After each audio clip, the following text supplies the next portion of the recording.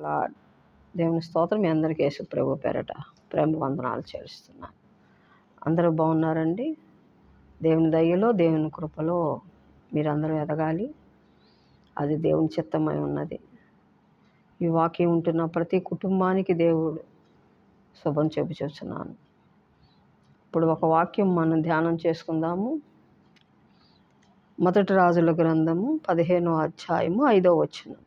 దావీదు నిమిత్తము అతని తరువాత అతని కుమారుని నిలుపుటకు యెరూషలేమును స్థిరపరచుటకును అతని దేవుడైన యెహోవా యెరూషలేమునందు దావీదునకు దీపముగా అతని ఉండనిచ్చెను. చాలండి.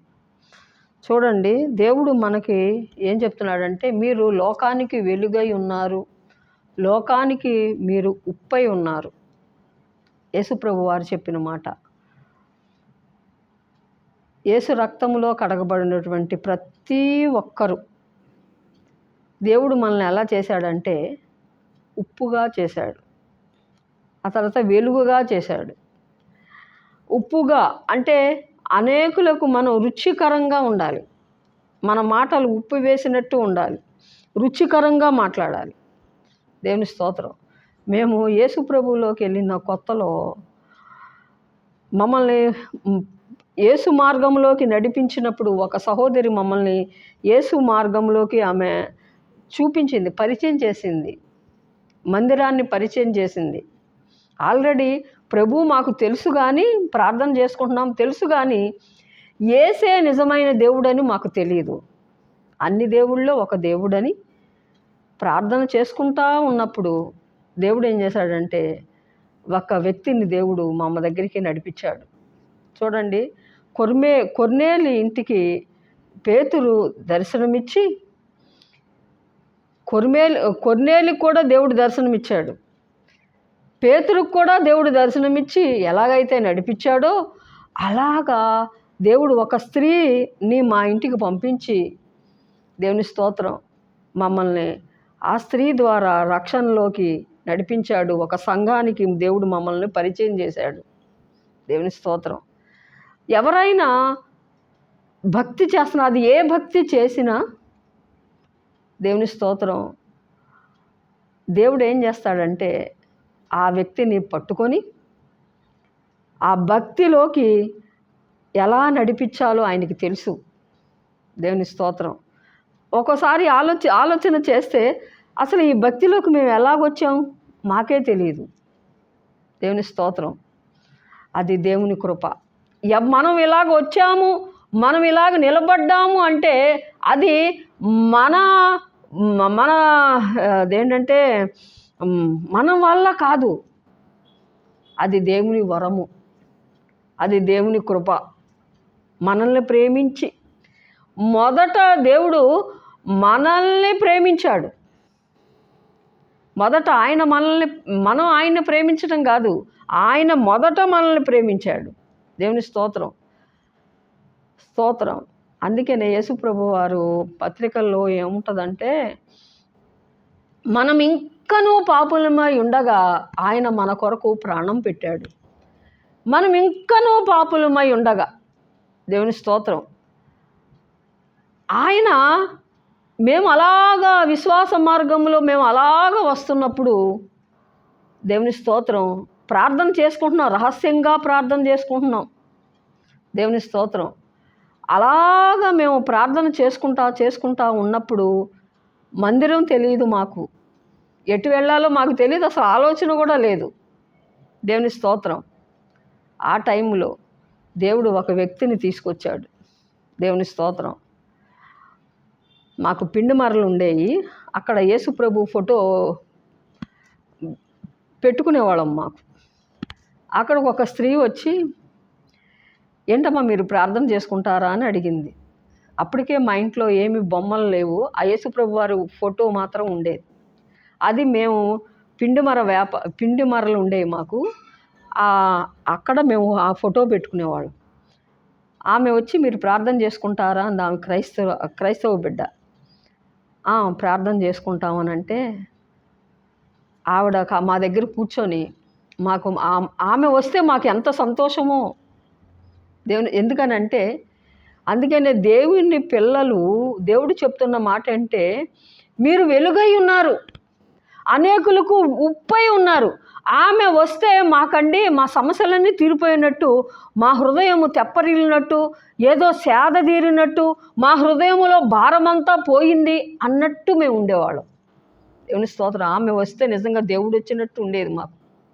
దేవుని స్తోత్రం. అందుకనే దేవుడు అంటున్నాడు, మీరు లోకానికి వెలుగై ఉన్నారు, లోకానికి మీరు ఉప్పై ఉన్నారు. చూడండి, ఎన్నో సమస్యలతో ప్రజలు ఉన్నారు. ఆ సమస్యలు వింటుంటే ఒక్కోసారి కన్నీళ్ళు ఆగవు. దేవుని స్తోత్రం. కానీ దేవుడు మనల్ని ఒడ్డున పడేశాడు. ఆ ఒడ్డున పడేసినటువంటి ఆ మనము ఇంకా లోతుకు నిండిపోయినటువంటి ప్రజలు ఇంకా ఎందరో ఉన్నారు.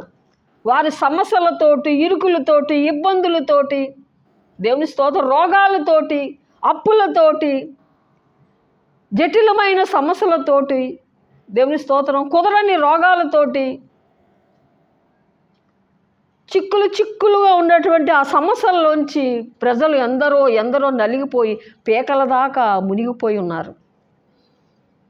స్తోత్రం.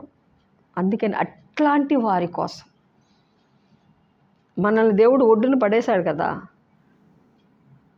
ఇంకా పీకల లోతులుగా మునిగిపోయినటువంటి వాళ్ళ కోసం దేవుడు చెప్తున్నాడు, మీరు లోకానికి వెలుగై ఉన్నారు, మీరు లోకానికి ఉప్పై ఉన్నారు.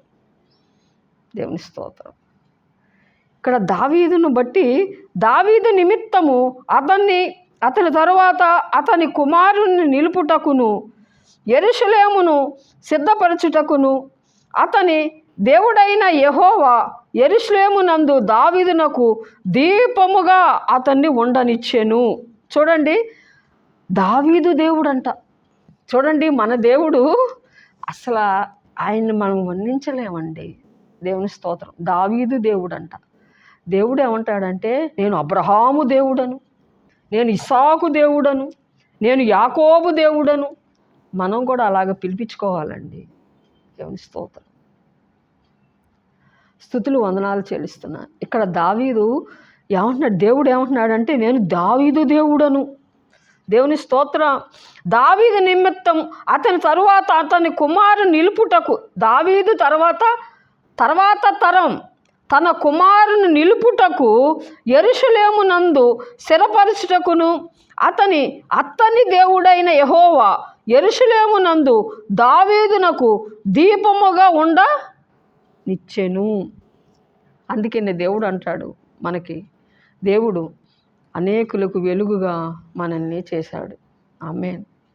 స్తుతులు వందనాలు. మనం వెలిగింపబడాలి, అనేకులకు మనం వెలుగుగా ఉండాలి. దేవుని స్తోత్రం. ఆ స్త్రీ రాకపోతే మాకు ఈ రక్షణ మార్గం వచ్చేది తెలిసేది కాదు. మేము కూడా అందరిలాగానే అనుకొని అలాగే మగ్గిపోయేవాడు. దేవుని స్తోత్రం. ఎన్ని ఉపద్రవాల్లోంచి దేవుడు మమ్మల్ని ఏం చేశాడంటే నడిపించాడండి. దేవుని స్తోత్రం. స్తుతులు వందన. వాటన్నిటిలోంచి మమ్మల్ని విడిపించాడు. ఆమేన్. స్తుతులు వందనాలు చెల్లిస్తున్నాను. ఇప్పుడు లోకానికి మమ్మల్ని వెలుగుగా చేశాడు, లోకానికి మమ్మల్ని ఉప్పుగా చేశాడు. ఈ సౌఖ్యమైనటువంటి దేవుని స్తోత్రం, ఇటువంటి గొప్ప దేవుడిని మనం కలిగి ఉన్నాం. దేవుని స్తుతులు. ఆ రోజు ఆ స్త్రీ దేవుని గురించి ఆమె మాకు చెప్పకపోతే మేము కూడా అలాగే ఉండేవాళ్ళం. దేవుని స్తుతులు వందనాలు చెల్లిస్తున్నాను. చూడండి, ఇలా ఈమె ఏం చేస్తుందంటే, ఈ అనేకులకు ఎలా ఉన్నాడంట, దావీదు ఒక దీపము వలె ఉన్నాడంట. తర్వాత లూకాసు వార్త